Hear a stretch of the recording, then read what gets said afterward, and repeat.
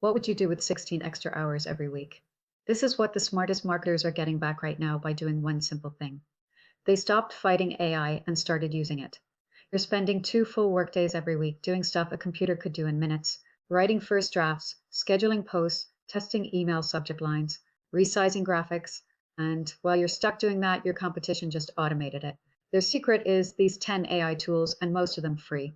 For content, ChatGPT writes your first drafts, Canva creates your graphics and copy in one place, and Pictory turns your blog posts into videos in 10 minutes.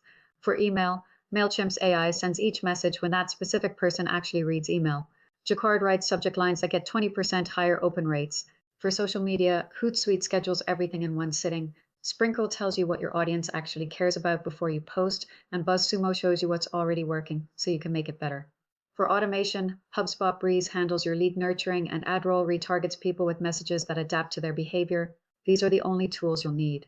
Most have free versions, and all of them talk to each other. The marketers who win in 2026 won't be the ones with the most tools, they'll be the ones who started today.